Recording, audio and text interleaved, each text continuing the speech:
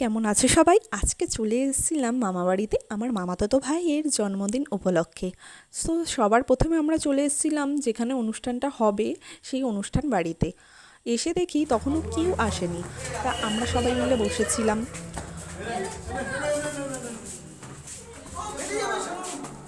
সে এখানে কাজ করতে ব্যস্ত, তার পাপার সাথে সে টেবিল সেট করছে।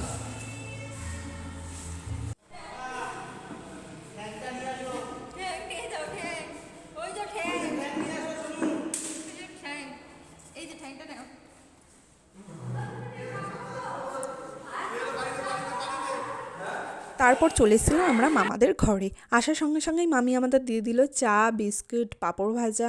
এখানে আমরা সবাই এনজয় করছিলাম খুব। এই যে আমি চা খাচ্ছি এখন, সে এখানে পাঁপড় ভাজা খেতে ব্যস্ত।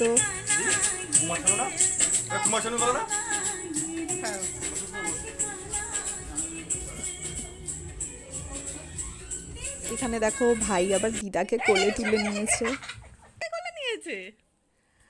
আর এখানে এখন বেগুনি ভাজা হচ্ছে। তোমাকে ভিডিওতে নিচ্ছি। আর আমার বোন আর ভাইরা সবাই এখন বেগুনি টেস্ট করতে ব্যস্ত আছে। আমাদের ডোনা দিদি বেগুনি টেস্ট করে দেখছে ঠিকঠাক আছে কিনা। মাংসের গন্ধটা সেই আছে। হ্যাঁ, একা খেতে পারবি না? হ্যাঁ, বাড়িতে খাসি কাটানো হয়েছে। আর এখানে ম্যাডামকে দেখো, সে এখন শেষ দাদার কোলে বসে আদর খাচ্ছে। তারপরে আমরা চলে এলাম অনুষ্ঠান বাড়িতে, বার্থডে সেলিব্রেশনও শুরু হয়ে গেল। সে এখন মামার সাথে কেক কাটতে ব্যস্ত আছে। হ্যাপি বার্থডে বলো সবাই। কেক কাটতে খুব ভালো লাগে। Happy birthday to you. ভালো করে দাঁড়া কেক কাট, কেক কাট আগে দাঁড়া।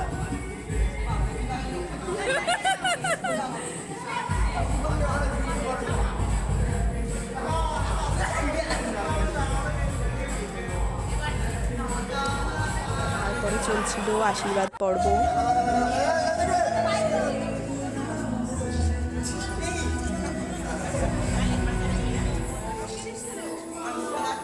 কি মজা!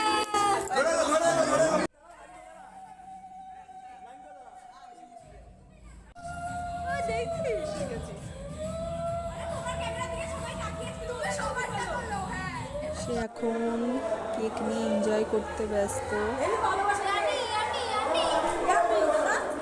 তারপরে দেখো সবার মুখের অবস্থা কি হয়েছে।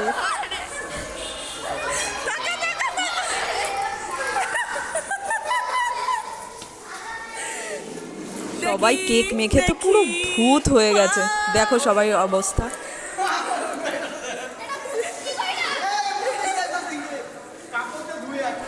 তারপর এখানে আমরা খেতে দিচ্ছিলাম।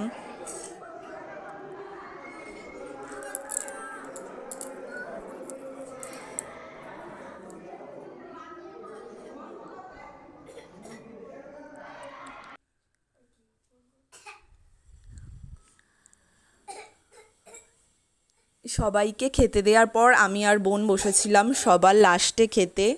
এখানে দেখো ভাই আমাদের সার্ভ করছিল তখন।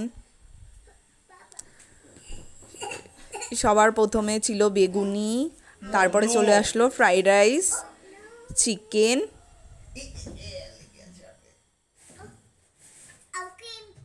এই যে ভাই আমাদের সার্ভ করে দিচ্ছিল।